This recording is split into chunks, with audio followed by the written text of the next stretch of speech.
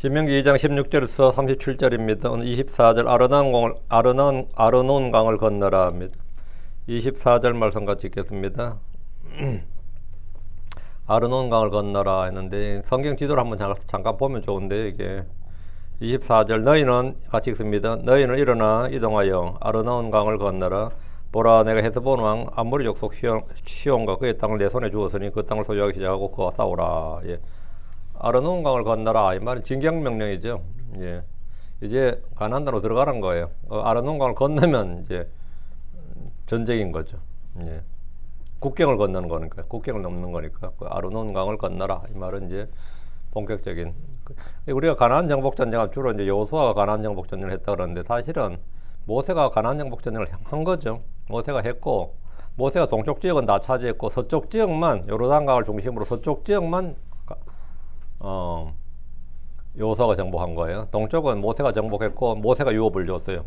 예, 그 루벤 지파, 갓 지파, 므낫세 지파 반은 모세가 유업을 줬고 나머지 서쪽 지역에 남은 땅을 정복하고 그 땅을 이제 나눈 것은 제비를 던져서 나눈 것은 이제 여호수아였죠. 기도하고 시작하겠습니다. 위대하 요구를 간주하는 감사합니다. 주의 전날 아침 함께 모였습니다. 하나님께서 은혜 주셔서 오늘도 주의 말씀을 풍성하게 쏟아부어 주시고 또 지혜와 계시를 주시고 깨닫는 마음을 주셔서 말씀을 통해서 많은 걸 배우고 얻게 하여 주시길 간구합니다. 아버지 하나님 이전에 기록된 모든 것들 우리의 교훈과 배움 또 본보기로 기록되었고 경고를 주기 위한 것들이라고 하셨사오니 아버지 하나님께서 이 말씀을 통해서 교리와 책망과 바로잡은 것으로 훌륭하게 유익한 이 말씀을 통해서 저희가 하나님의 사람이 온전하게 되고 완전하게 갖추어질 수 있도록 해주시고 주 앞에서 부끄러워 거심을 꾼으로 인정받도록 도와주시옵소서. 전능자 주 하나님 늘 참 저희 눈에 또 저희 귀에 말씀이 보고 들리게 해주시고 저희 마음에 늘 말씀이 떠오르도록 생각나도록 해주시고 아버지 마음에 이것들이 묵상이 되고 또 이 말씀들 저희가 잘 사용할 수 있도록 도와주십시오. 감사드립니다. 주의 성기도합니다. 아멘. 예, 오늘 공부할 말씀은 너희는 아르논 강을 건너라입니다. 아르논 강은 구약성에서 여러 차례 언급되는 중요한 지리적 요소이자 역사적 경계선입니다. 아르논 강은 요르단 동편 특히 사해 동쪽으로 흘러들어가는 가장 큰 강입니다. 요르단 북쪽 고원 지역에서 발원해서 깊은 협곡을 따라 서쪽으로 약 75km가량 흘러서 사해로 합류합니다. 아르논 강이 흐르는 골짜기를 이제 아르논 골짜기, 아르논 계곡이라고 불립니다. 이것은 매우 험준하고 웅장한 대협곡으로 폭이 좁게가 4km, 넓게는 8km예요. 폭이 깊이가 400에서 1000m 되다며 그 위용이 미국의 그랜드 캐년에 비견되기도 합니다. 이러한 지형적 특성 때문에 천연적으로 요새 역할을 했습니다. 아르논이라는 이름은 히브리어로 뜻 자체 아르논 자체가 급류란 뜻이에요. 또는 굉음 이런 소리를 물소리가 굉장히 세기 때문에 로우링에서 굉음이라는 뜻을 지니고 있습니다. 이는 우기에 물이 급하게 불어나면서 계곡으로 흐르는 물소리가 마치 표효하는 것 같아서 붙여진 이름입니다. 건기에는 이제 비가 안 올 건기에는 물이 말라서 계곡을 이루지만 우기에는 물이 넘쳐 강이 흐릅니다. 현재 요르단 정부는 물 부족 문제 해결을 위해서 아르논 강에 댐을 건설해서 물을 가두고 과거 같은 급류의 모습은 보기 어렵지만 지금도 이 강은 있습니다. 현재 아르논 강은 한국에 지금 한강거리죠. 아르논 강은 모압 족속과 아모리 족속의 국경선입니다. 아모리 왕이 이제 시혼은 북쪽으로 야복강부터 남쪽으로 아르논 강에 이르기까지 넓은 영토를 통치하고 있었습니다.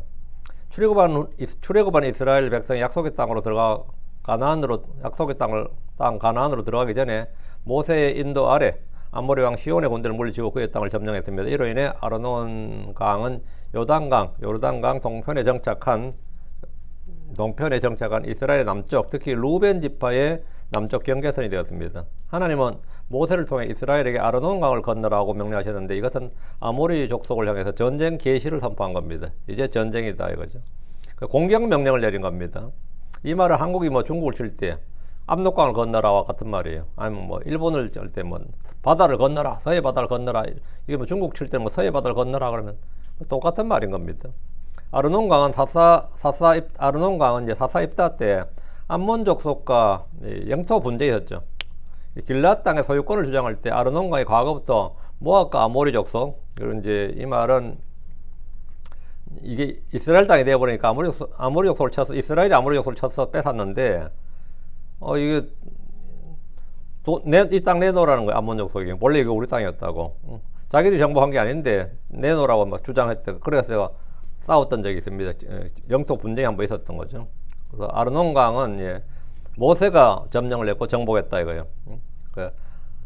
아르논강을 건너라 이 말은 가나안 정복 전쟁 시작을 선포하는 전쟁 개시 명령이라고 그러죠. 이스라엘은 하나님의 군대였고 우리는 그리스도의 좋은 군사들입니다.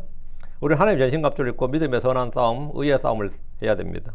선으로 악을 이겨야 됩니다. 에베소 6장 11절 12절에 하나님의 전신갑주를 입으라. 이는 너희가 마귀의 관계들을 능히 대적하여 설 수 있게 하려면 이는 우리가 살과 피를 대적하여 싸우지 아니하고 도리어 정사들과 권능들과 이 세상의 어둠의 치리자들을 대적하여 높은 저소들의 영적 사악함을 대적하여 싸우느니라 하는데 우리는 싸우면 이기는 승리자들입니다. 이스라엘도 마찬가지였고 싸우면 이기는 승리자들이. 승리는 싸우는 자에게 주시는 하나님의 선물입니다. 전쟁을 싫어했던 1세대는 패배자였습니다. 싸우지 않는 자, 뒤로 물러나는 자는 주께서 기뻐하지 않으십니다. 고린도후서 10장 3절 4절에 이는 비록 우리가 육신 안에서 걸을지라도 우리가 육신을 따라 싸우지 아니하기 때문에 이는 우리의 전쟁 무기들이 육신에 속하지 아니하고 다만 하나님을 통해 강한 요새들도 무너뜨리기 때문이니라 하십니다. 이기는 싸움을 포기하는 것만큼 어리석은 자들이 없습니다. 자, 본문 보겠습니다. 16절 싸우면 반드시 이기는 전쟁, 그런 전쟁을 안 하겠다 그러면은 그 바보들인 거죠. 자, 본문 보겠습니다. 16절 그리하여 전쟁에 능한 모든 사람들이 백성 가운데서 다 소멸되어 죽었을 때 이런 일이 있었더라. 광야에서 죽은 출애굽 1세대를 이끌어서 전쟁에 능한 모든 사람들 이렇게 돼 있죠. 이게 진짜 아이러니컬한 표현이에요. 그들은 전쟁을 두려워했던 사람들입니다. 처음부터 전쟁을 두려워해서 필리스틴 지역으로 안 가고 광야로 간 거예요. 전쟁을 두려워했던 사람들이에요. 그들은 가나안 정복 전쟁을 포기하고 다시 이집트로 돌아가자고 했던 사람들입니다. 그런데 성경은 지금 그들을 전쟁에 능한 모든 사람들 이렇게 말합니다. 그들은 전쟁에 능했지만 전쟁을 하지 않았고 포기함으로써 광야에서 소멸되었습니다. 그들은 자신들의 능력을 몰랐던 겁니다. 그들은 전쟁을 언제 하면 이길 수 있는 사람들이었는데 전쟁에 능한 사람들인데 전쟁을 포기한 사람들이에요. 전쟁에 능한 사람들이 그래서 다 소멸되었다는 거예요. 전쟁에 능한 사람들이. 전쟁을 하지 않고 포기함으로써 1세들은 다 광야에서 소멸되어 죽었습니다. 아무리 힘과 지혜가 있고 능력이 있고 탁월한 실력이 있어도 믿음이 없을 때 그 사람은 아무것도 못하고 그냥 죽습니다. 그 사람 진짜 똑똑한데 똑똑한 줄은 알겠는데 할 생각을 안 해. 할 용기도 없고 항상 두려움이 많고 실패에 대한 두려움이 있고 뭐 하면 아무것도 못합니다. 그 사람 충분히 뭐 했으면 이룰 사람이었는데 했으면 할 사람인데 안 해. 세상에 그런 사람 굉장히 많습니다. 시도 자체를 못해요. 몇 번 실패를 해봤다든가 뭐 이러면 더한 거죠. 주눅이들은 못하고. 이스라엘 1세대가 출애굽 1세대가 그랬다는 겁니다. 싸우면 능한 사람이고 전쟁에 능한 사람들이고 싸우면 충분히 이길 수 있는 사람들이었는데 싸우길 싫어했습니다. 포기를 했어요. 그리고 이 믿음이 없을 때 다음 주의 말씀에 불순종할 때 그들이 아무리 탁월한 능력이 뭐가 아무리 많아도 아무 소용이 없다. 아무것도 아니었다 이거죠. 그들은 출애굽한 후에 광야에서 40년을 헤매다가 죽었습니다. 그들이 다 소멸되어 죽었을 때 이제 가나안 정복 전쟁의 주축이 된 이 세대들에게 주의 명령이 주어졌습니다. 17절 18절 두 구절 주께서 내게 말씀하였더라 이르시되 18절 내가 이날 모압의 지경인 아르를 통과하여 지나가게 되리니 주님 이스라엘에게 내가 이날 모압의 지경인 아르를 통과하여 지나가게 되리라 하셨습니다. 모압의 지경인 아르는 아르논 계곡 강을 말해요. 아르논 계곡을 아르라고 합니다. 아르논 강은 요르단 북쪽 고원지대에서 발원하여서 사해 동쪽으로 뻗어나간 가파른 골짜기로 이 골짜기를 통과해서 이 골짜기를 통해서 아르논 강물이 흐릅니다. 아르는 아르논 강을 끼고 발달한 모압의 변방 도시인데 모압의 수도이기도 합니다. 이 지역은 정치 군사적으로 중요한 지점이었습니다. 모압의 왕은 발락인데 이들이 모압 땅을 통과하는 것을 허락하지 않았습니다. 발락은 발람을 고용해서 이스라엘을 저주하게 했는데 이스라엘은 모압의 경계를 따라 지나갑니다. 맨 먼저 지나는 땅은 에돔 땅이었고 다음이 모압 땅이고 지금 다음이 암몬 족속의 땅이죠. 이스라엘은 계속 북쪽으로 행군하는 중입니다. 19절 이에 너는 암몬 자손들의 맞은편에 가까이 이르거든 그들을 괴롭게 하지 말고 그들과 다투지도 말지니라. 이는 내가 암몬 자손들의 땅에서 너에게 아무 소유도 주지 아니할 것임이니라. 이는 내가 그 땅을 롯의 자손들에게 소유로 주었기 때문이니라. 하나님 이스라엘에게 에돔과 싸우지 말고 모압과도 싸우지 말도록 하셨고 이들은 모두 형제들이기 때문입니다. 이제 이스라엘이 암몬 자손들의 맞은편에 가까이 이르면 그들과 충돌하지 말라는 겁니다. 싸우지 말라고요. 그들을 괴롭게 하지 말고 그들과 다투지도 말라. 형제들은 사랑해야 됩니다. 그 형제들은 사랑해야 될 대상이지 싸워야 할 대상이 아니다는 겁니다. 싸워야 할 자들이 아닙니다. 역사적으로 이스라엘과 이들은 늘 전쟁을 했습니다. 주님은 싸우지 말라는데 이들은 늘 전쟁을 했어요. 모압이나 암몬 족속이 이스라엘을 형제로 여기지 않고 원수처럼 대했기 때문입니다. 주께서는 이는 내가 암몬 족속들의 땅에서 너에게 아무 소유도 주지 아니할 것입니다. 이 전쟁을 해도 말이죠. 나라끼리 전쟁을 해도 땅을 소유하지 않는다는 건 굉장히 중요한 겁니다. 땅을 소유하지 않는 거, 영토에 야심이 없다는 거. 그 중국이 티벳을 쳤다 말은 티벳을 정복만 한 게 아니라 티벳 땅을 뺏어버린 거잖아요. 뭐 위구르족을 쳤다 그러면 위구르 사람들의 땅을 뺏어버린 거, 영토를, 자기들 영토를 합병을 해버린 거라고. 중국 땅을 만들어버린 거죠. 내몽골도 마찬가지고. 예. 이 영토 야욕이 제일 무서운 거죠. 그 한국과 중국도 마찬가지죠. 지금 예를 들어 중국이 한국을 치면 한국은 중국 땅 되는 거예요, 그냥. 이게 무서운 겁니다. 근데 만약에 미국이 한국을 치면 어떻게 될 것 같아요? 미국은 한국 땅을 빼앗지는 않죠. 이게 차이입니다. 미국도 물론 한국을 이용하겠지만 영국이나 미국이나 뭐 다른 나라 하면 그 정복을 하고 세금을 거두고 뭐 이런 건 하겠지만 땅을 영토 욕심을 갖고 있지는 않단 말이죠. 그 빼앗길 때 빼앗기더라도 이놈들이 영토 욕심을 갖고 있느냐 없느냐 굉장히 중요한 문제예요. 그럼 암몬이나 모압이나 에돔, 이스라엘과 싸워도 그렇게 막 싸울 수 있는 게 뭐냐? 이스라엘이 그들의 영토에 관심이 있는 게 아니다 말이죠. 그게 굉장히 중요한 겁니다. 영토에 관심이 있는 게 아니라는 거. 그냥 세금 거두고 노역하고 뭐 종을 삼고 포로 잡고 이런 거는 있겠지만 그 땅에 대한 영토 욕심을 갖고 있지는 않다고요. 이건 정말 중요한 겁니다. 전쟁에서도 최후의 하나가 뭐죠? 땅은 남겨놔야 되는 거죠. 땅은 남겨놔야 되는데 영토 욕심이 있느냐 없느냐인데 중국이 만약 우리를 친다. 이거는 뭐가 문제되느냐? 이놈들은 영토 욕심이 있는 거예요. 그냥 바로 합병을 시켜버린다는 거죠. 이게 이제 그리고 우리가 아주 경계해야 되는 이유 중에 하나고 주님께서는 그 땅을 소유하지 말지니라. 뭐 이 말은 암몬 족속 입장에서는 너무 좋은 거예요. 우리가 패배를 하더라도 땅을 빼앗기지는 않는다 이거죠. 얘들은 우리를 지배할 능력이 없고 뭐 지배한다 쳐도 그냥 세금 거둬가고 빼앗아갈 정도지 영토를 뭐 하지는 않는다는 거죠. 왜? 하나님께서 그런 허락하지 않으셨어요. 하나님 상속으로 주신 땅은 가나안 땅입니다. 하나님 주신 것을 포기하는 것이나 하나님 주시지 않는 것을 탐내는 것이나 하나님 주셨는데 내가 안 갖겠다고 포기하는 것, 또 하나님이 주시지 않는 걸 내가 탐내는 것, 둘 다 범죄예요. 둘 다 불법이고 하나님 주시지 않을 것이라고 말씀하신 것들에 대해서는 아예 관심을 끊어야 됩니다. 그 암몬 족속 땅을 괜히 야, 이 땅 괜찮은데 우리가 차지했으면 좋겠는데 이렇게 영토 욕심을 내면 안 된다는 거죠. 육신의 정욕과 암모의 정욕, 세상의 정욕에 끌리는 사람들은 하나님이 금지하신 것에 늘 탐심이 있습니다. 하나님이 갖지 말라는 것에 대해서 굉장히 갖고 싶어 해요. 이것이 죄의 정욕입니다. 하나님 하라고 명령하신 것들에는 불순종하는 것, 불순종하고 하나님 하지 말라는 것에 대해서는 또 불순종을 해. 하라는 것은 안 해서 불순종하고 하지 말라는 것은 해서 불순종하고 둘 다 똑같은 죄입니다. 19절 이는 내가 그 땅을 롯의 자손들에게 소유로 주었기 때문이라. 이스라엘 니들 땅이 아니다 이거예요. 싸워서 이기더라도 그 영토를 차지하지 못한다 이 말입니다. 그래서 다윗 시대에도 솔로몬 시대에도 이들 영토를 빼앗지는 않았어요. 하나님은 모압과 암몬을 이스라엘 동쪽에 살도록 그 땅을 주셨는데 에돔, 모압, 암몬은 이스라엘 형제들입니다. 하나님은 그들이 이스라엘과 이교도들 사이에 완충 역할을 할 수 있고 이스라엘의 울타리가 될 수 있는 지역을 소유로 주셨습니다. 이들이 이스라엘과 사이가 좋으면 어떻게 되죠? 이스라엘은 완전히 보호가 되는 겁니다. 그 보호가 된다는 건 뭐냐? 완충 지역이 된다는 겁니다. 완충 지역. 이교도들이 이스라엘 치려면 뭐 되는 거죠? 밑으로는 에돔, 그 위에는 모압, 다음 암몬을 쳐야지 이스라엘 들어올 수 있잖아요. 서쪽은 대해, 지중해니까. 그러니까 이스라엘 입장에서는 완전히 천연에 뭐가 되고 이 나라들이 자기들의 방패가 되는 겁니다. 이런 지역을 완충지역이라고 그러는데 러시아가 지금 왜 우크라이나 친 것 같아요? 우크라이나는 유럽이 러시아를 침공할 때 방패 역할을 하는 지역이에요.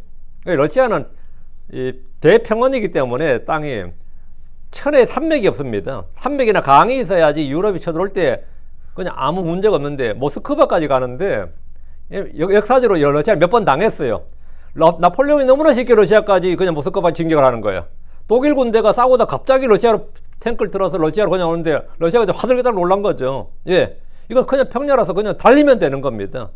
어차피 동쪽은 다 뭐 못 쓰는 땅이니까 거기가 땅이 중요한 땅이 있는데 거기 예 그냥 쳐들어오니까 막 뭐 큰 높은 산맥이 있다든가 이러면 뭐 천의 요새가 되는데 그 자체가 러시아는 그런 게 없어요. 그러니까 완충적이 필요한데 그게 우크라이나입니다. 우크라이나가 사이에 딱 있으니까 러시아가 그나마 안전을 확보하는데 갑자기 얘들이 뭐 나토에 가입하겠다 그러고 뭐 EU에 가입하겠다 그러고 막 이러니까 이래서 뭐가 되는 거죠? 완충적이 졸지에 최전방의 공격수가 되는 거예요. 그러니까 길을 잡아들 수밖에. 그 제가 푸틴이라 그래도요, 그건 적 공격을 했어야 된 건 맞습니다. 그건. 다들 러시아를 이해를 못해서 그렇지, 내가 푸틴이라 그래도 우크라이나를 EU에 넘겨준다는 건 그건 상상할 수 없는 일이에요. 그건 우리 집 대문을 남의 집 뭐한테 넘겨주는 거 똑같은 겁니다. 그런 식이었어요.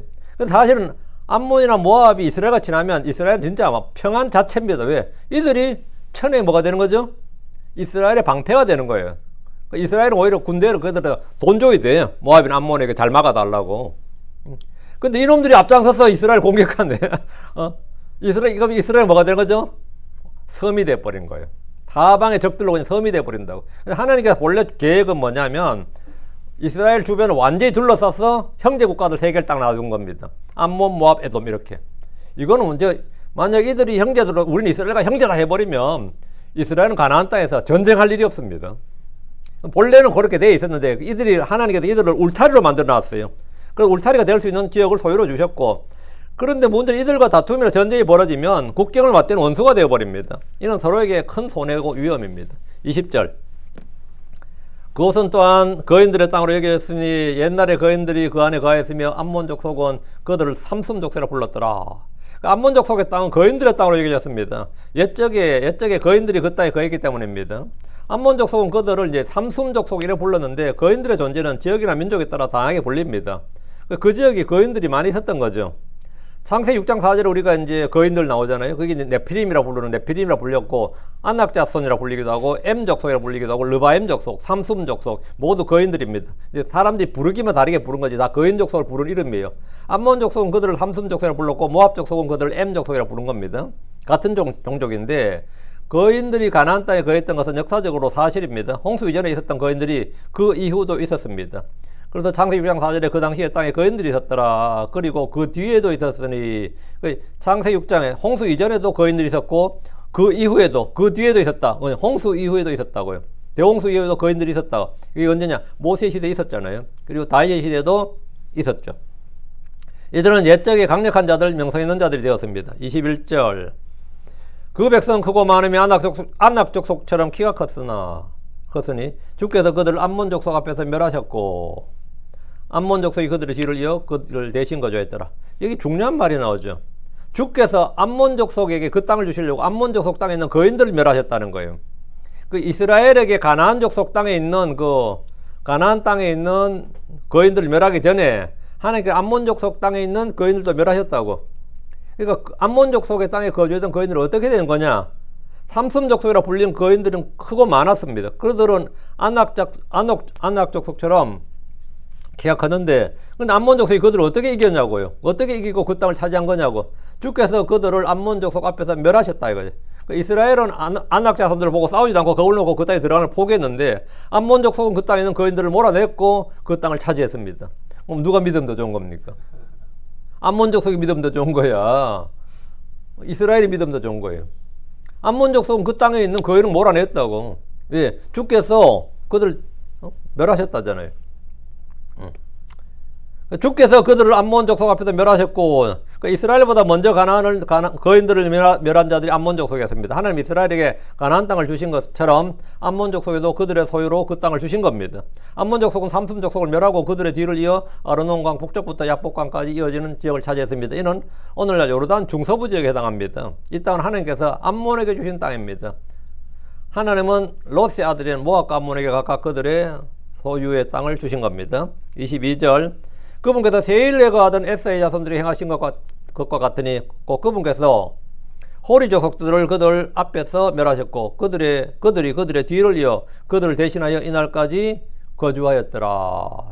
하나님 모세를 통해 이전에 에돔, 모압, 암몬 족속에 행하신 일을 말해 주십니다. 주께서 세일에 거하던 에사의 자손들에게는 그들 앞에서 호리 족속들을 멸하셨습니다. 에사의 자손들이 에돔에 거하는 것은 주께서 그곳에 있던 호리 족속을 멸하시고 그 땅을 그들이 주셨기 때문입니다. 암몬과 모압이 지금 그 땅에 거하는 것도 마찬가지입니다. 하나님께서 왜 이걸 말씀하셨냐? 이스라엘이 가나안 땅을 멸하는 것, 그 소유로 차지할 수 있는 건 당연한 일이다 이거예요. 이건 역사적으로 이미 에돔, 모압, 암몬이 다 그렇게 했다고. 에돔, 암몬, 모압이 했는데 이스라엘이 못할 게 뭐 있냐 이 말이에요. 에서의 아들, 롯의 아들도 자기들의 땅을 차지했는데 야곱의 아들들이 가나안 땅을 차지하지 못할 이유가 전혀 없다는 겁니다. 암몬 족속도 그 땅에 거하는 거인들을 물리셨습니다. 주께서 그들을 도우셨기 때문입니다. 그럼 하나님의 백성인 이스라엘이 가나안 땅에 거하는 거인들을 멸하고 그 땅을 소유해서 사는 것은 이상한 일도 아니고 불가능한 일도 아니다 이거예요. 하나님께서 민족들의 거주지를 정해주시는 분이다. 암몬 족속도 있고 모함 족속도 있고 에돔도 했는데 그것도 하나님께서 도우셔서 그것도 했는데 그러면 하나님께서 택하신 백성인 이스라엘이야 당연히 할 수 있는 거 아니냐 이거죠. 그런 믿음을 주는 겁니다. 지금 이 3절 또 1세대처럼 또 못 간다 그러고 못 들어간다 그러고 뭐 강렬 가서 죽자 그러고 이러면 이제 골치 아프잖아요. 이 3절 또 하세림에 가던 아비족들에게 아비족들이 가자까지 이르렀더라. 그들을 갑돌에서 나온 갑돌 족속이 멸하였고 그들을 대신하여 거주하였더라. 갑돌 이건더라. 갑돌 한국말을 잘 안 와닿는데 필리스틴입니다. 그래서 블레셋이란 거 있죠. 그게 갑돌 족속이에요. 하세림에 가던 아비 족속들이란 가나안 초기 원주민들이고 이들은 갑돌에서 온 갑돌 족속에 멸망을 당했고 지금은 갑돌 족속이 거기 살고 있다 이 말입니다. 이스라엘 사람들이 이거 딱 알아들어요. 갑돌이 뭐냐면 한국말로 갑돌아 이게 맞지 않는데 크레테 지역입니다. 크레테 섬이죠. 크레테 지역을 말하는 이들이 필리핀으로 이주해서 그곳에 살던 아비 족속을 멸하고 필리핀에 거주하고 있습니다. 이 필리핀 블레셋이라는 뜻이 뭐냐면 이주해온 사람들이란 뜻이에요. 필리핀이.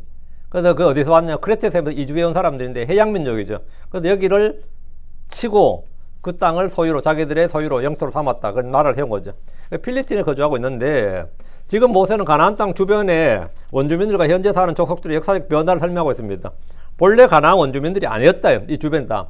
남쪽에 있는 필리핀은 갑돌 족속이 와서 그 땅을 차지한 거고 이쪽에 동쪽 위는 암몬 족속은 뭐 롯의 아들들이 차지한 거고 그 밑에 모압이 차지한 거고 그 밑에는 뭐 에서의 자손들 세일 사는 에서의 자손들이 차지한 거고 다 이렇게 원주민들을 몰아내고 그 땅을 차지하고 있다.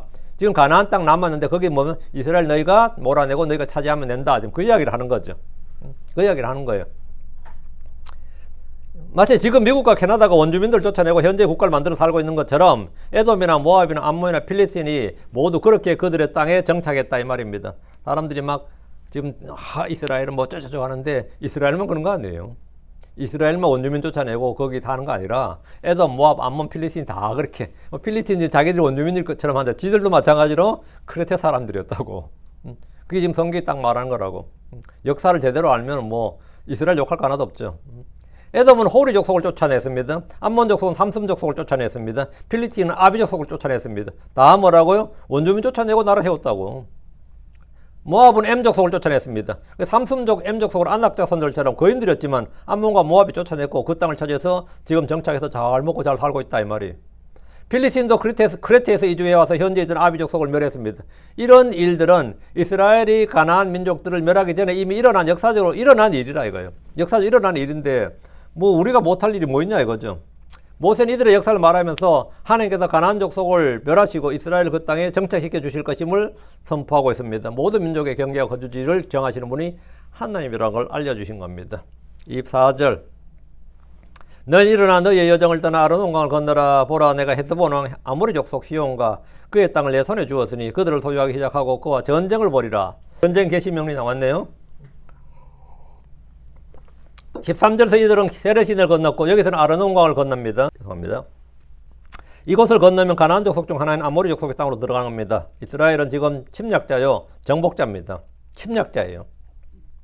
하나님은 노예 백성으로 당하고만 살던 이스라엘을 승리자요 정복자로 삼으셨습니다. 아르논강을 건너라. 이것은 이들을 개척자가 되라고 명하신 겁니다. 이제부터는 개척자가 되고 정복자가 되라고요. 아르논강을 건너라. 하나님의 출전 명령, 공격의 명령입니다. 보라 내가 헤스본 왕 아모리 족속 시온과 그의 땅을 내 손에 주었으니 예. 이게 지금 주께서 아르논강을 건너라고 명령하시면서 헤스본 왕 아모리 족속 시온과 그의 땅을 이스라엘에 주셨다고 합니다. 헤스본은 요르단강 하류 24km 지점으로 야복강과 아르논강 사이에 구릉지대에 위치한 모압의 옛 도시입니다. 하나님 이 땅을 정복하고 차지하라는 겁니다. 그래서 이 땅은 루벤 지파의 땅이 됩니다. 이스라엘도 에돔, 모압, 암몬, 필리스틴처럼 정복을 통해서 그들의 소유의 땅을 갖게 됩니다. 하나님께서 그 땅을 주셨으니까 가서 정복하고 소유하면 됩니다. 그것을 소유하기 시작하고 그와 전쟁을 벌이라. 아모리 족속의 땅을 소유하기 시작하고 그들과 전쟁을 벌이라는 겁니다. 지금까지 아모리 족속이 이 땅을 소유하고 있었지만 하늘과 땅에 소유 주신 주께서 이 땅을 이스라엘에게 주시겠다고 하셨습니다. 우리가 가진 모든 것이 실소유주, 소유주. 그건 주인은 누구냐? 주 하나님입니다. 우리가 가진 모든 것의 실소유주가 주님이에요. 그러니까 주님께서 이 땅 이제 네가 가져라 그러면 거기 살고 있는 사람들 나가. 지금부터 이게 내 땅이야. 이러는 겁니다. 요즘은 뭐 소장농이 별로 없겠지만요. 예전에 저희가 어릴 때에도 동네 소장농이 많이 있었습니다. 소장농은 땅 주인이 정하는 겁니다. 소장 누구한테 줄 것인지. 올해까지면 당신이 농사 짓고 내년에 이 사람이 농사 지어 가면 김씨가 그 땅 이제 지어봐. 그러면 김씨가 그 땅 짓는 거예요. 내가 지금까지 십수년을 여기서 지었는데 그건 소용없는 말이에요. 그건 주인 마음이에요. 주인이 이제는 집도 마찬가지고요. 방 빼고 집 빼주세요. 이제 다음 누구? 가게도 마찬가지고 실소유주, 실주인의 권한이죠. 요즘은 아마 법으로 그거 제한하겠다고 난리시지만 본래는 전적으로 주인의 권한입니다. 100% 주인의 권한이에요. 주님께서 이제부터 이제 이스라엘 네가 이 땅에 살아. 그러면 어때요? 가서 이제부터 이게 내 땅이니까 너희도 나가. 이래 된 거라고. 그럼 가나안 사람도 완전 확 나가겠죠. 뭐 말 듣겠어요? 그럼 쫓아내는 겁니다. 쫓아낸 거예요. 네. 실소유주가 주님이다. 이거 주님이다.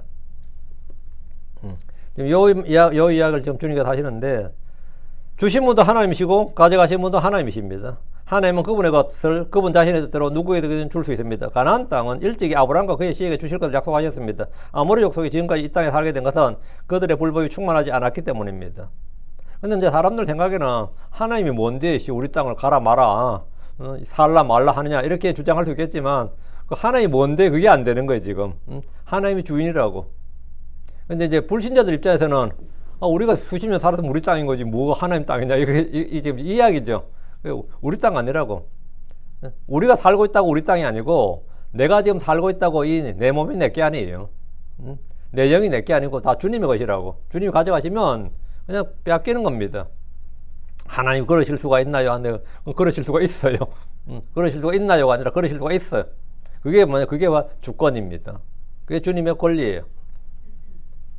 아모리 족속이 지금까지 이 땅에 살게 된 것은 하나님께 감사해야 될 일이죠. 은혜지.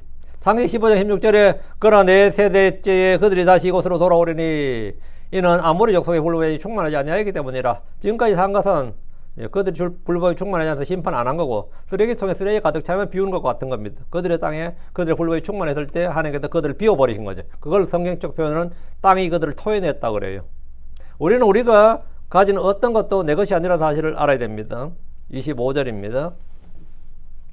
이날 내가 온 하늘 아래의 민족들 위에 너로 인해 무서워하며 너로 인해 두려움을 두기 시작하리니 그들이 내 소식을 듣고 떨며 너로 인해 괴로움에 사로잡히리라. 이스라엘이 전쟁을 개시하면 가나안 족속들은 두려움에 떨게 됩니다. 하나님께서 공격 명령과 더불어 하늘 아래의 민족들 위에 이스라엘로 인해서 무서워하며 두려움을 갖도록 하셨습니다. 이 두려움을 하나님 주신 것들로 가나안 여러 민족들은 이스라엘 군대의 하나님의 존재를 의식하게 된 겁니다. 이스라엘 군만 오는 거는 별로 무섭지 않은데 그들 가운데 하나님이 계신다. 그들의 신이 계신다. 이게 무서웠던 거죠. 이스라엘과 1대1로 싸우는 것은 전혀 두렵지 않습니다. 그러나 이스라엘 군대 안에 그들이 하나님이 계시다는 사실이 미치도록 두려웠던 겁니다. 하나님은 이미 이집트에서부터 그분 자신의 위험과 권능과 두려움을 온 민족들에게 알리기 시작하셨습니다. 라합의 증언에 따르면 가나안 족속은 하나님의 존재와 두려움을 알았고 모든 거주민들이 낙담했다고 합니다. 여기서 2장 9절 11절 그리고 그녀가 사람들이 말하였더라. 나는 주께서 이 땅을 너희에게 주신 줄 아노라. 또 너희의 두려움이 우리에게 임하였고 또 너희로 인하여 이 땅의 모든 거주민이 낙담하였도다. 이 땅의 모든 거주민이 뭐라고? 두려워하고 낙담했다고요. 라합은 증언하기를 2장 11절 그리고 우리가 이 일들을 듣자마자 우리의 마음이 녹았고 너희로 인하여 어떤 사람이도 더 이상 용기가 남지 아니하였느니라. 이는 주 너희 하나님 즉 그분은 위로 하늘에서 아래로 땅에서 하나님이시기 때문이니라. 저 군대가 그냥 보통 군대가 아니라 이거죠. 그 아모리 족속 역시 이스라엘이 아르논강을 건넜을 때 두려움에 떨었습니다. 이거 싸우긴 싸우지만 진짜 두렵고 떨리는 일이다 이 말이죠. 26절 그리고 내가 그대목 광야에서 헤스본 왕 시온에게 사자들을 보내어 화평의 말로 말하되 그대목 광야는 아르논강의 북쪽 상류에 위치한 평지고 훗날 무라리 계통의 레인들의 도시가 되었습니다. 모세는 먼저 그대목 광야에서 헤스본 왕 시온에게 사자를 보내서 화평을 청했는데 이게 말이 되는 거죠. 어차피 싸울 건데 뭘 화평을 청해요. 어차피 싸울 거고 이 땅 차지할 건데 이 땅은 그냥 식민지로 삼는 게 아니고 영토를 차지할 땅이에요. 이 말은 엄청 전쟁도 차원이 다른 겁니다. 그 땅을 차지하는 것하고 그냥 세금 거두는 거하고 전혀 다른 이야기예요. 지금 그 땅을 차지할 거라고. 그런데 뭐라고? 화평의 말로 말하되 이랬잖아요. 우리 안 싸우지 말자 이거잖아요. 주님께서 전쟁하라고 그러는데 뭘 화평의 대사를 왜 보내느냐. 화평의 대사를 보낼 필요가 있는가 이렇게 물을 수 있죠. 근데 이거는 왜 그래, 모세는 이걸 왜 했냐. 어차피 싸울 걸 왜 이렇게 했을 것 같아요. 어차피 싸울 거잖아. 이것은 성경의 교전 원칙입니다.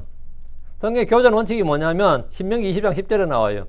내가 어떤 도시를 대적하여 싸우려고 그 도시에 가까이 나아갈 때 그때 그 도시에게 화평을 선포할지니라. 싸우러 나갈 때 뭐라고요? 먼저 화평을 선포할지니라. 항복해버리면 뭐 그만인 거죠. 성경은 전쟁을 하기 전에 먼저 화평을 선포하라. 이런 건 화친을 제의하라는 겁니다. 이 땅은 하나님께서 아브라함이 주신 약속의 땅의 일부가 아니었습니다. 근데 지금 아모리 족속이 차지하고 있었기 때문에 아모리 족속의 땅은 이스라엘이 차지할 수 있는 땅이 됩니다. 이 본래 이거 너희 땅 아닌데 물러나라 이거예요. 그러면 아모리 왕이 아이고 그렇습니까? 아멘 하고 물러나겠어요? 미쳤냐? 죽을 때 죽더라도 싸우겠지. 근데 어쨌든 화평을 제의한 건 맞아요. 27절 나로 내 땅을 지나가게 하라. 내가 큰 길을 따라갈 것이요. 이게 큰 길이 이게 뭐냐? 하이웨이죠. 킹스 하이웨이라고 해서 왕의 대로라고 합니다. 오른쪽으로나 왼쪽으로나 도를 키지 아니하리라. 모세는 헤스본 왕 시온에게 화평의 말로 그들의 땅을 지나가겠다고 했습니다. 모세는 이전에도 땅을 지나가게 해달라는 요청을 했지만 번번이 거절당했습니다. 형제의 나라들이라 할 수 있는 에돔이나 모압이나 암몬 등 어느 나라도 이스라엘 군대에 통과를 허락하지 않았습니다. 근데 이것도 당연한 이야기죠. 솔직히 어떤 나라 왕이 자기 나라 땅으로 남의 군대가 지나가기를 허락해요. 그건 말 자체가 원래 안 되는 거예요, 이런.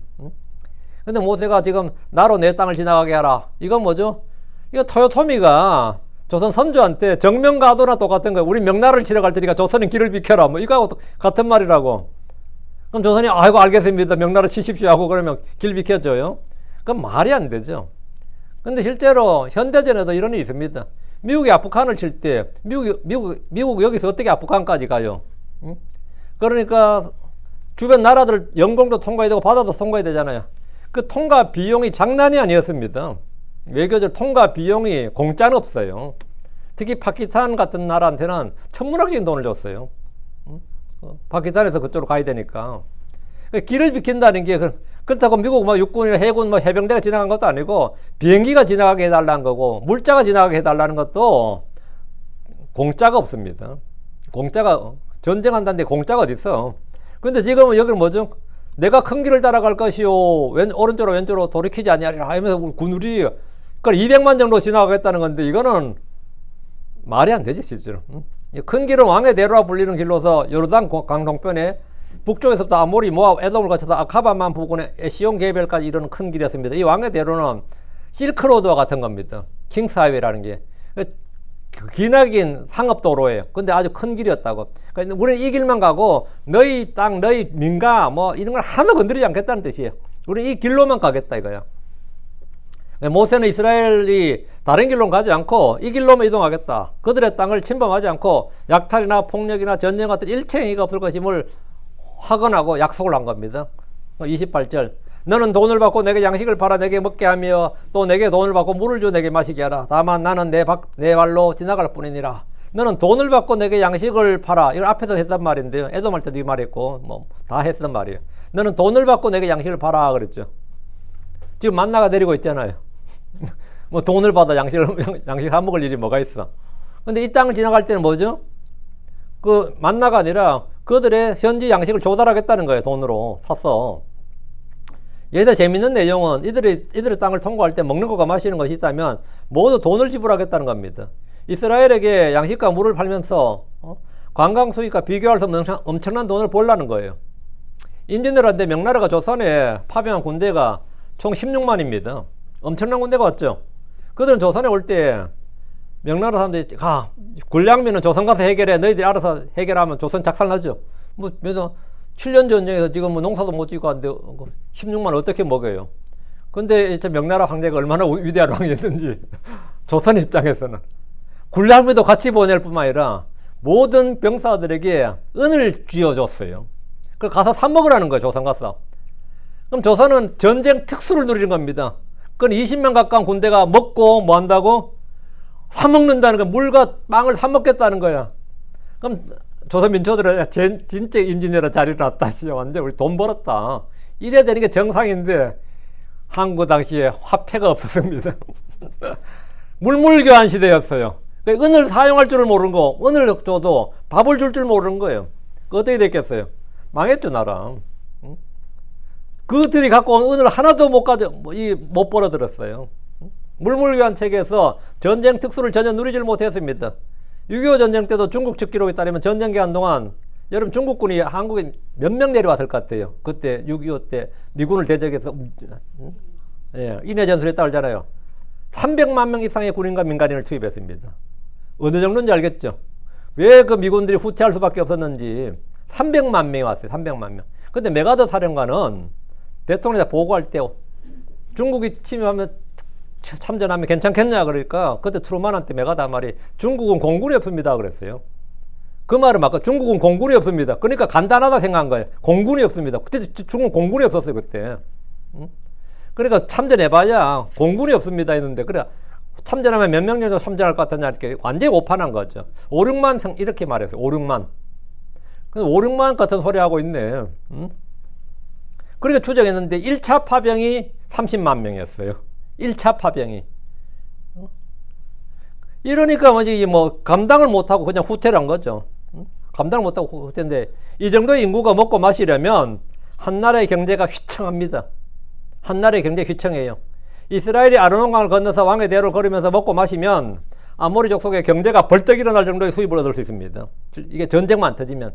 이스라엘은 하늘의 만나가 아니라 그 땅에서 나는 양식을 사서 먹으면서 그 왕의 대로를 따라서 평화로이 지나가겠다는 겁니다. 한마디로 돈 벌기를 주겠다 이거예요.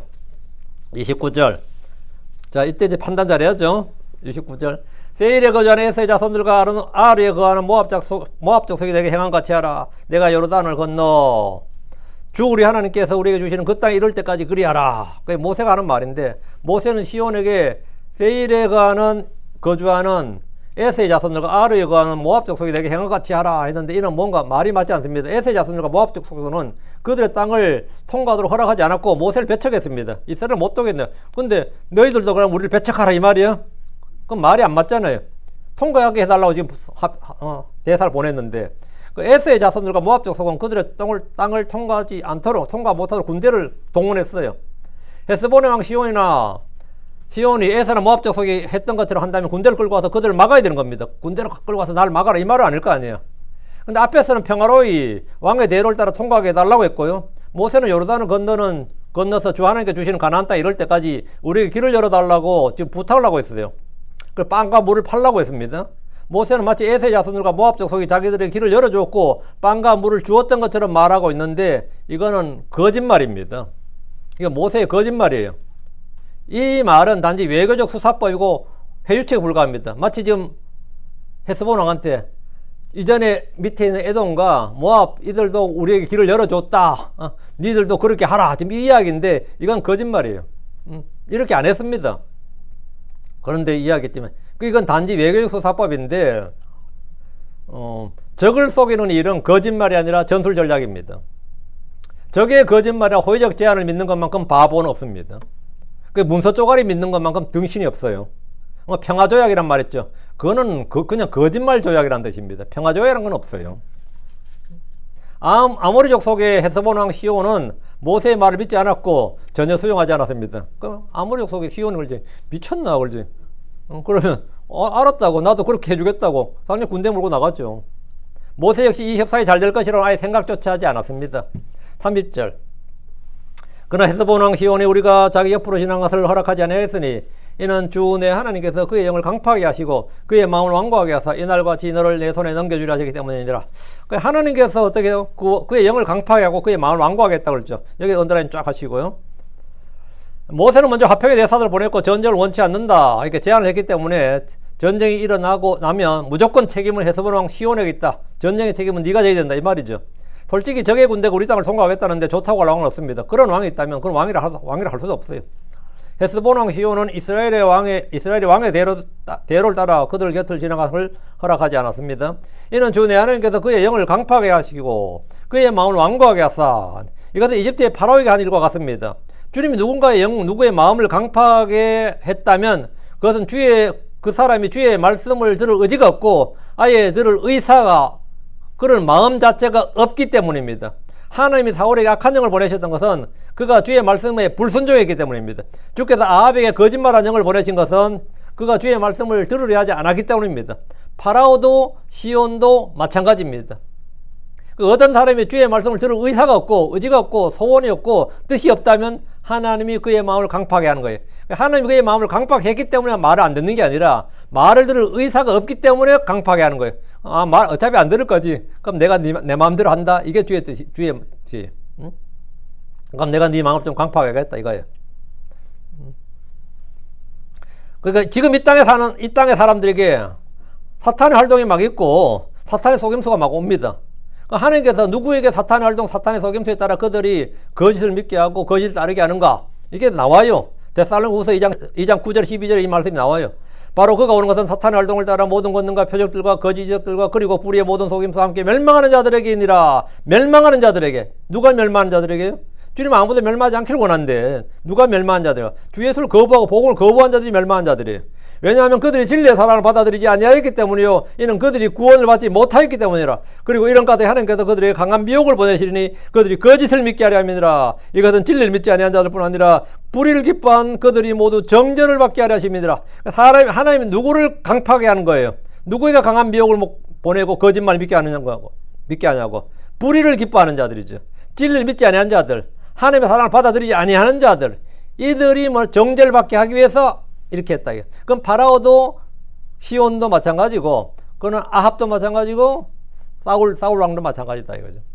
사울 왕도 마찬가지. 이들에겐 주님께서 그들의 마음을 강팍했다. 그러니까 여러분의 마음이 강팍해진다 그러면 그것도 마찬가지예요. 하나님 여러분의 마음을 강팍하게 해서 여러분이 못 믿는 게 아닙니다. 여러분이 믿으려 하지 않기 때문에 하나님 그의 마음을 강팍하게 하는 거예요. 사람들은 자신의 죄와 불법, 잘못, 실패 등의 원인을 하나님께 돌리고 싶어 하지만 사실은 정반대입니다. 주께서 누군가의 마음을 강팍하게 하고 거짓을 믿게 하시는 것은 그들이 진리의 사랑을 받아들이지 않기 때문입니다. 저는 진짜 강팍한데, 진짜 복음 전해 보면 진짜 강팍한 사람들 보죠. 왜 그리 강팍한 것 같아요? 성질이 더러워서, 물론 그럴 수 있지. 성질이 더러워서 그럴 수 있는데 받아들일 의사가 없는데 자꾸 믿으라 그러고 와서 찝쩍대고 하면 열받아 안 받아? 내가 맛있는 거 내 돈 주고 사주겠다는데 왜 안 받아들여? 밥까지 사주고 커피까지 사주면서 복음 좀 전해보려고 그러는데 어떤 먹고도 이게 말 안 듣네. 어떤 먹고도 말 안 듣잖아. 밥 먹으면서 막 헛소리 막 해야 되고 이스라엘이 어쩌죠 해대면서 막 하나님 어쩌죠 막 하면서 막 하네. 하나님께서 그 마음을 강팍하게 하신다고. 그럼 나중에 나도 질려가지고 두 번째 전하고 싶질 않아. 그래서 혹시나 몰라도 또 한번 살짝 찔러보면 발칵하네. 왜 그런 것 같아요? 왜 그런 것 같아? 받아들일 의사가 없어요. 의지가 없다 아예. 하나님께서 헤스본 왕 시온의 영을 강팍하게 하신 것은 이날같이 그를 내 손에 넘겨주려 하셨기 때문이라. 이 말대로 그를 멸하려 하셨기 때문입니다. 심판은 언제나 죄의 결과입니다. 31절. 그리고 주께서 내게 말씀하였더라. 보라, 내가 시온과 내 앞에 있는 그의 땅을 내게 주기 시작하였노라. 소유하기 시작하라. 그리하면 내가 그 땅을 소유하리라. 상속하리라. 이미 아르논강을 건너러 말씀하신 순간 전쟁이 시작된 겁니다. 모세 형식적인 평화 협상이 한 번 있었고 공격 명령이 있었습니다. 보라, 내가 시온과 내 앞에 있는 그의 땅을 내게 주기 시작하였노라. 소유하기 시작하라. 이 명령에 순종하면 이스라엘은 그 땅을 정복하고 소유합니다. 32절. 그때 시온이 우리를 대적하러 나왔으니 그와 그의 온 백성이 아하스에서 싸우려 함이라. 시온도 가만히 당하고 있지 않았습니다. 그는 이스라엘을 대적하러 왔고 그와 그의 온 백성이 야하스에서 싸우려 했습니다. 야하스는 아르논강 북쪽에 위치한 아모리 왕 시온의 도시로 가나안 정복 후에 레이지파 무라리 자손에게 주어졌다가 훗날 모압 사람들이 그 땅을 차지합니다. 33절. 그리고 주 우리 하나님께서 그를 우리 앞에 넘기심에 우리가 그의 아들들과 그의 모든 백성을 쳐서 무찔렀더라. 하나님께서 이 전쟁에 친히 개입하셨고 시온과 그의 백성을 이스라엘에게 넘겨주었습니다. 덕분에 이스라엘은 시온과 그의 아들들과 그의 모든 백성을 쳐서 무찔렀습니다. 대선을 거두고 완전히 정복한 그 땅을 정복한 겁니다. 가나안 정복 전쟁은 요르단 동편에서 시작되었고 모세의 지휘 아래 동쪽 땅을 모두 정복했습니다. 요수아의 정복 전쟁은 요르단 서쪽입니다. 요단강 서쪽이고 출애굽 이세들은 모세의 지휘 아래 아모리 족속의 왕 시온을 죽였고 그 다음은 바산 왕 옥을 멸했습니다. 이 승리는 요르단강을 건너 서쪽에 있는 본토를 충분히 정복할 수 있다는 확신을 주고 경험이 쌓인 겁니다. 동쪽을 정복했으면 서쪽은 문제 없는 거죠. 동쪽을 싸워보니까 우리가 싸울 때마다 이기더라 이거예요. 충분히 이기더라. 하나님 우리 함께 계시고 하나님께서 우리에게 그 땅을 주시기 시작했다. 그럼 이제 강만 건너면 그 땅도 우리 거 이래 되는 거죠. 34절. 그때 우리가 그의 모든 도시를 점령하였고 그 도시에서 남자들과 여자들과 어린 것들을 진멸하였으며 우리가 하나도 남기지 않았더라. 이제 이 구절. 이걸 보면 야, 하나님께서 모세도 그렇고 요사도 그렇고 여자가 왜 군인들만 죽인 게 아니라 남자들과 여자들과 어린 것들을 진멸하였다 이러죠. 우리가 하나도 남기지 않았더라. 초토화 작전이죠. 싹 다 죽였다는 거잖아요. 모세의 지휘 아래 시작된 가나안 정복 전쟁은 한마디로 초토화 작전으로서 그때 우리가 그의 모든 도시를 점령했다. 이거 완전한 정복입니다. 그리고 각 도시의 남자들과 여자들과 어린 것들 다 진멸하고 하나 남기지 않았다. 어린 것들이 무슨 죄가 있어? 그런 말하잖아요. 어린 것들은 죄가 없고 그럼 노인들은 죄가 있는 거예요. 어린 것들은 죄가 없고 노인들은 죄가 있고 여자들은 죄가 없고 남자들은 죄가 있는 거야. 그 말 자체가 안 되는 소리입니다. 그 말 자체가 안 되는 건 다 똑같습니다. 다 똑같은데 이건 뭐냐 하면 하나님의 심판에는 외모의 차별이 없다는 겁니다. 나이나 신분이나 인종이나 성별이나 뭐 지위고하나 하나님의 심판은 뭐다? 예, 외모의 차별이 없대. 아, 저는 어린데 전 여자인데 뭐 어떡하라고. 그건 하나님의 심판에는 아무런 뭡니까? 고려의 대상이 아니다 이거예요. 이게 이어서 가르쳐주는 거예요. 왜 그 어린애까지 그건 너무한 거 아니냐? 어린애까지 죽이는 건 너무한 거 아니냐? 어린애까지 다 죽여야죠. 왜? 어린애들 살려주면 어떨 것 같아요? 나중에 뭐냐? 우리 부모를 죽이는 원수 이래 되는 겁니다. 그건 두고 계속해서 그들 속에 뭐 하얗골 안고 있는 거예요. 그냥 깨끗하게 다 처리하는 것이 예, 영구적인 평화와 안녕을 위해 좋은 겁니다. 하나 남기지 않았는데 소위 이제 가나안 정복 전쟁의 잔혹성에 대해서 불편한 일이 굉장히 많은데 이렇게 해야 훗날 영토 분쟁도 없고 뭐 종교 분쟁도 없고 뭐 별의별 모든 분쟁의 씨앗 자체가 없는 겁니다. 인정을 줘 백성들이 일부 놔두면 그들의 자식을 남겨두면 훗날 피해 보복을 할 수가 있습니다. 이거는 말도 안 되는 일이죠. 35절입니다. 다만 우리는 가축들과 우리가 점령한 도시들의 노획물만 우리 자신을 위해 살찜으로 취하였느니라. 모세는 사람들은 모두 멸하고 가축들과 도시에 있는 재물들을 전리품으로 취했습니다. 전쟁의 가장 큰 보상인 노획물 탈취물입니다. 36절. 아르논 강가에 있는 야로엘과 그 강 옆에 있는 도시로부터 길라앗에 이르기까지 우리에게 너무 강한 도시가 하나도 없었으니 주 우리 하나님께서 그 모든 것을 우리에게 넘겨주셨느니라. 너무 강한 도시가 하나도 없었다 이 말은 뭐죠? 전국전쟁 때 도시를 점령하기 너무 쉬웠다는 거예요. 이건 뭐 임진왜란 뭐 일본이 한국 들어올 때 서울까지 들어오는 일이 너무 쉬웠다고 그러는 거. 그거 똑같은 겁니다. 이건 뭐 싸울 게 없는 거예요. 보름 만에 왔다. 뭐 그냥 걸어 들어오는 거 똑같아요. 부산서 거기까지 걸어 들어오는 시간이나 전쟁하면 오는 시간이 똑같아요. 이렇게 쉬울 수가. 그 전쟁 사회 보면 나와요. 그 소서행장이란 제1군이 쫙 들어서 부산을 딱 점령하면서 이렇게 쉬울 수가 천마디였다잖아요. 이렇게 쉬울 수가. 자기들이 생각하기에 너무 전쟁까지도 않은 전쟁이었다는 거죠. 너무 쉽더라 이거죠. 이렇게 쉬울 수가 있는데 지금 이스라엘이 가나안 정복 전쟁을 하면서 하는 말이 뭐라고요? 이렇게 쉬울 수가 있어요. 이런 전쟁을 못하고 1세대들이 망했냐 이거예요. 이런 전쟁을 무서워해가지고 망했냐. 하나님께서 주시니까 강한 도시가 없다 이거. 너무 강한 도시가 하나도 없었다 이거예요. 너무 쉬웠다 이거죠. 헤스본 왕 시온이 다스리던 땅의 모든 도시들을 다 정복했습니다. 아르논 강가에 있던 도시들로부터 길라앗에 이르기까지 이스라엘이 상대하기 어렵거나 두렵거나 강한 도시가 하나도 없었습니다. 주 하나님께서 그 모든 것을 이스라엘에게 넘겨주시기 때문입니다. 전에 이라크 전쟁할 때 기억나요? 우리 막 이라크 15만 공화국 수비돼가지고 언론이 그렇게 떠들었는데 뉴스에 생중계가 되는 게 뭐죠? 이라크 그 수도를 그냥 미국 탱커들이 그냥 막 돌잖아요, 전차들이. 그러고 예고까지 했어요. 오늘까지 하고 내려가고 내일 11시에 다시 온다. 내일 11시에 다시 온다. 다시 그 다음날 11시에 가서 굉장히 돌아버리니까 알자자라 방송 이런 데서 방송하는 데들 다 기가 막혀버린 거예요. 전쟁이 상대가 돼야 되지 상대 자체가 안 되는 거예요. 왜 상대가 안 됐을 것 같아요? 15만 공화국 수비대는 어디 갔냐고 그때 뭐 난리 쳤는데 어디 가서 다 항복하고 다 걔도 1000만 불씩 받고 다 미국 와 있었습니다. 그 장군들이. 그때 막 독일, 미국, 유럽에서 뭐 전쟁 반대한다 하시고 막 인간 띠두른다 그럴 때 인간띠들 사이에 CIA가 잔뜩 들어가가지고 군인들 전부 다 회의해가지고 어차피 되지 않는 싸움 하지 말고 시민권 줄 테니까 다 항복하라 해서 군인들 다 항복하고 이미 군대 다 와야 됐었어요. 그때는 미군들이 들어갔을 때는 이미 군대가 없었습니다. 15만 같은 소리 하고 있네. 그렇게 쉬운 전쟁이 없었던 거예요. 지금 이스라엘은 그보다 더 쉬운 전쟁했습니다. 지금 더 쉬운 전쟁했다 이거예요. 왜?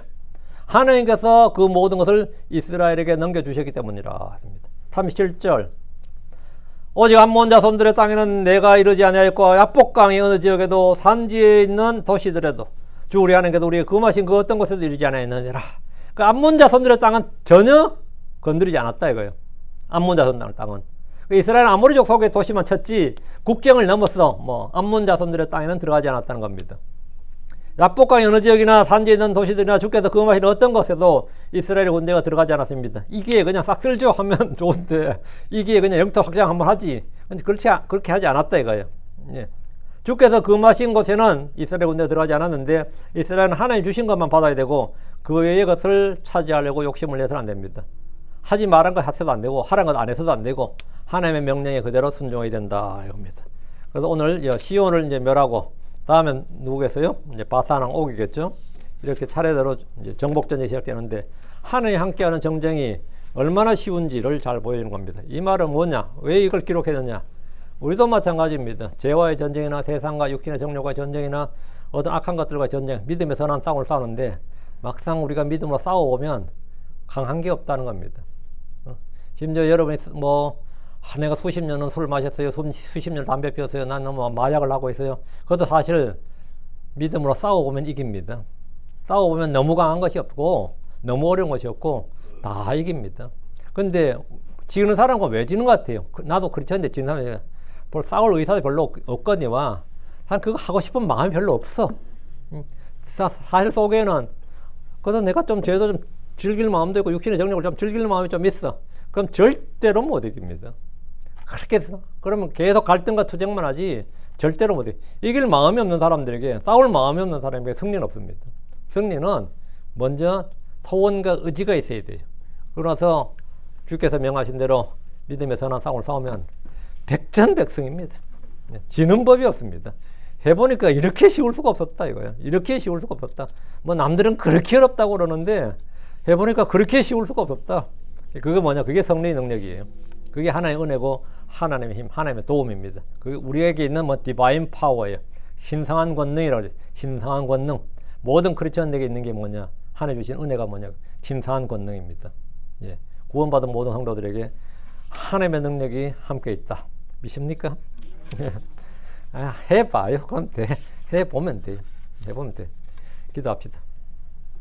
위대하지 거룩한 주 하나님 감사합니다. 하나님 은혜 주에서 오늘 주의 말씀 선포했습니다. 선포된 모든 말씀들이 참 복이 되게 해주시고 저는 모든 분들에게도 확신이 되도록 도와주시옵소서.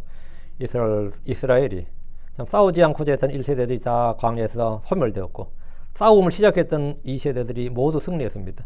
한 번도 진 적이 없는데 아버지 하나님 이것은 저희들에도 시사하는 교훈이 많습니다.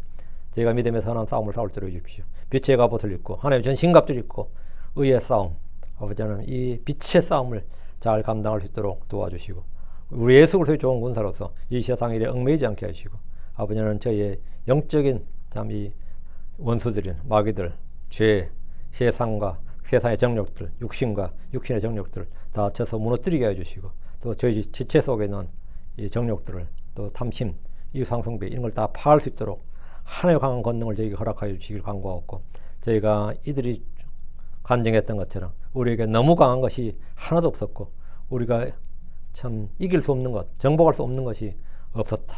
이렇게 주 앞에서 참 증언할 수 있도록 그래서 믿음의 좋은 평판을 받도록 도와주십시오. 감사드리며 주의 성기도합니다. 아멘.